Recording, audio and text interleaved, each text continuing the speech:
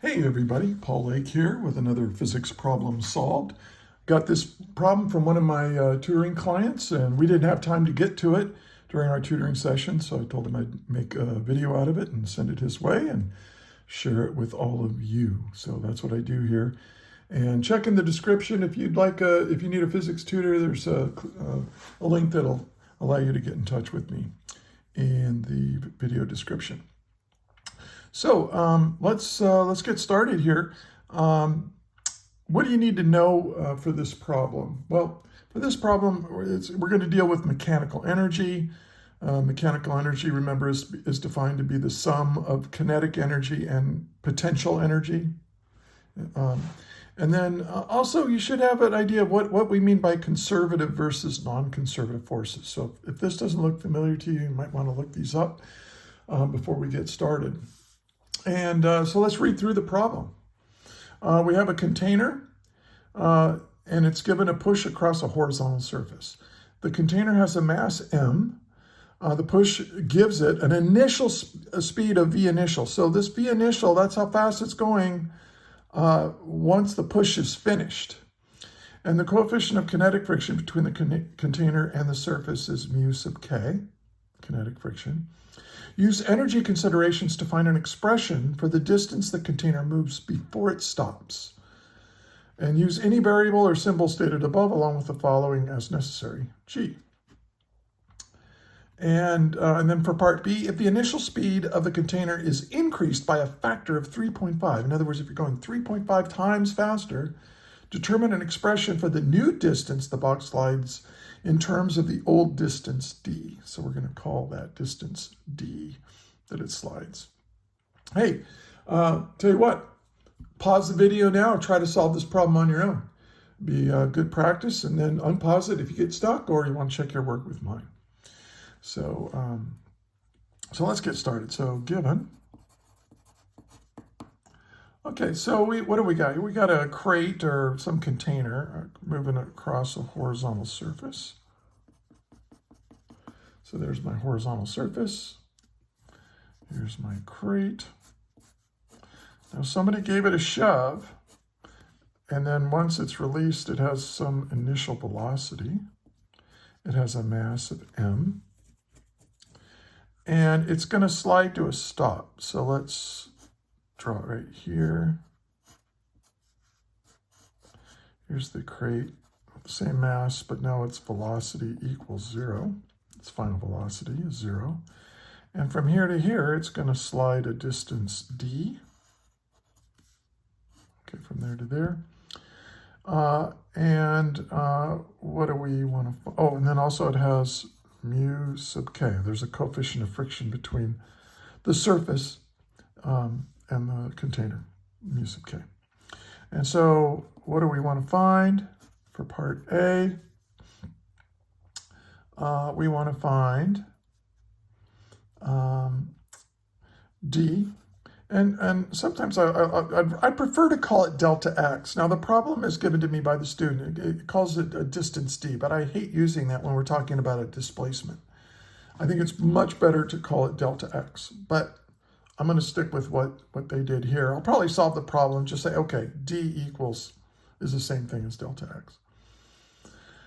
And we want to get an expression for this in terms of the mass, the initial velocity, the gravity, and the coefficient of friction.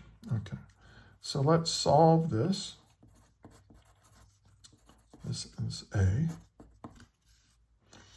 Okay, well, first thing, I'm going to use an equation to solve this that I think every physics teacher and professor should teach, but not all of them do. And I think it may be my favorite equation in all of physics. And that is, it's this. The work done by a non-conservative force will change the mechanical energy of my system. Isn't that it's so simple? There's only two variables. This is equal to this. If you have a non-conservative force doing work on your system, that will change the mechanical energy of the system. Now, what are conservative versus non-conservative forces? Well, if you're just starting out in mechanics, and you probably are if you're working this problem, you can basically think of it like this. Conservative forces, okay, is a force of gravity and the force of delivered by springs. Gravity and springs. Because what do if gravity is doing work, and springs are doing work, if those are the only forces doing work, then all you're doing is you're transferring energy from potential to kinetic or kinetic to potential. Like, for example, if you throw a ball straight up in the air, you gave it kinetic energy with your hand, but as the ball goes up, it slows down, doesn't it? And it loses kinetic energy. But as it's going up, it's gaining gravitational potential energy. Because in that case, gravity is doing negative work. It's taking kinetic energy away, but it's pouring that energy into gravitational potential energy. And since mechanical energy is the sum of these two, you're not changing the total amount of energy or mechanical energy in that system.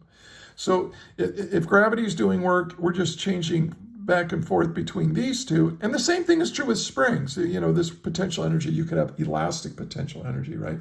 And we can, and if it's the only force doing work, it's just transferring energy, you know, to kinetic and between kinetic energy and maybe gravitational potential energy as well as elastic potential energy. We're just going back and forth. But what are the non-conservative forces? Non-conservative. Okay. Non-conservative forces, they do change the amount of mechanical energy in the system. Sometimes they add, like for example, what in this case, if instead of letting it go, I kept pushing on it and pushing on it and pushing on it, making it go faster and faster and faster, I would be adding mechanical energy to the system. So quite often applied force is non-conservative. That means we're not conserving mechanical energy if that force is doing work. Another example of it in this case is kinetic friction. The work done by kinetic friction, what is it trying to do? It's trying to take the kinetic energy away. Look, this thing has kinetic energy as it's sliding. You gave it kinetic energy, and then you released it, and now it's going to slide to a stop. Well, it's sliding to a stop. Where is that energy going? Well, it's being dispersed into the environment is the random motion of molecules, internal energy, and all that kind of stuff. We call it heating. It's heating the environment. But the mechanical energy is leaking out. And in fact, it's completely running out. So if you have a force that is doing work that is not a conservative force, and in this case, it's not gravity and it's not springs, then you have a non-conservative force doing work and it will change the mechanical energy of the system. So let's apply this idea to this problem. So, let's take a look at the forces that are acting on this. I'll draw a quick little free body diagram. I've got gravity, mg, I'll just write it as mg, and then I've got a normal force. And all the normal force is doing is supporting the weight. But then because we've got kinetic friction, we've got this force right here, this force of friction. Now and this is a net force, and we could figure out the acceleration. We could actually solve this problem without using energy. We could use, force and acceleration, kinematics, and so on. But we want to use energy. So what I'm going to say is, yeah, there is a non-conservative force doing work. That's this force of friction as it slides over here. So what is work? Well, work is the force, in this case, the force of friction, times the displacement. I'd like to use delta x, but I'm going to use d because that's what they do here. And then times the cosine of the angle between these two vectors. Okay, and we'll deal with that in a minute. Now that's going to be equal to the final mechanical energy minus the initial mechanical energy. Anytime you see a delta, right, it's a final minus an initial like this. And this is nice because look, this is what we're trying to find, right? We're trying to find D. But we need an expression for the force of friction. We need to deal with all this stuff. Well, let's think about the final mechanical energy. This thing slides to a stop. Now, I think we can see that this container is not gaining or losing height. So we can just say, okay, U equals 0, right? Gravitational potential energy is 0 right here. So gravitational potential energy is not part of this problem. We're just going to assume it's 0. And there's no spring being stretched or compressed, so there's no elastic potential energy. So the only kind of mechanical energy we're dealing with in this problem is kinetic energy. Well, at the end, it's come to a stop. So we can say, hey, at the end, it doesn't have any mechanical energy. It has no kinetic energy, it has no gravitational or elastic potential energy. So this is 0. Okay. Now, what is E initial then? Well, E initial, the only kind of energy it has, that's going to be 1/2 mv initial squared. Okay, so we have an expression for that. Now, what is the force of friction? Well, I think you might remember that the force of friction is equal to mu sub k, because it's kinetic friction, times the normal force. And I think we can see that the normal force is just supporting the weight. So the normal force, well, I'll go ahead and write it out. Normal force, that's mu sub k times, the normal force is just equal to the weight, mg. Okay, so now we got an expression for this guy. Now d is what we're solving for. Now what about the angle theta? Well, I think we can see that, well, cosine theta. What is theta? Well, theta is the angle between this displacement vector and this force vector. Well, if the displacement vector is to the right and the force vector is to the left, what's the angle there? It's 180 degrees. So this is really the cosine of 180 degrees. And we know that's equal to -1. So that's going to be important. All right, so now we can substitute all this in and start solving for what we're trying to find. So this force of friction is mu sub k times mg, all right? And then times the distance times -1 is equal to, and then we have a minus here, minus the initial mechanical energy of the system, which is all kinetic energy. Okay. So now we're ready to solve for D. First of all, this -1 cancels the negative there. That makes it nice. The distance is, the displacement vector is going to be to the right. And then, the mass goes away. And so D is equal to the initial velocity squared over the coefficient of kinetic friction times the gravitational field of Earth at the surface here. Okay, and this, let's check. I mean, this is what they gave us, right? They wanted my answer to be in terms of mu sub k and v initial and g. And that's exactly what I've got here. Okay. Let me shrink this down a little bit so you can see the whole thing. All right. Now let's find part B. Find.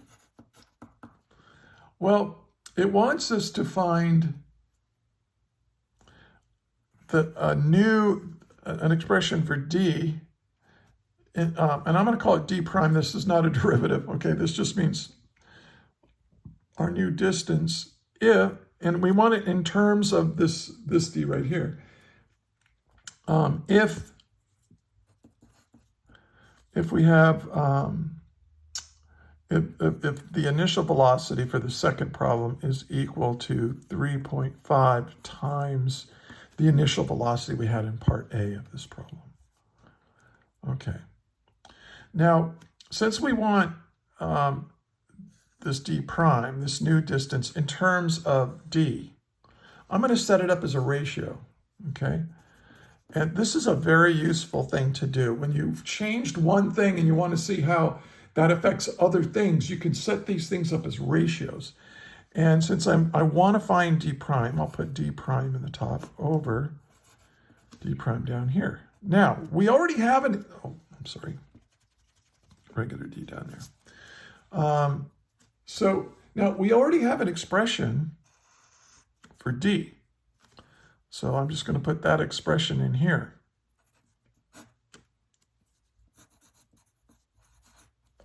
Now what about d prime? Well, d prime, everything's the same, except the initial velocity is 3.5 times bigger. So 3.5 times the original squared.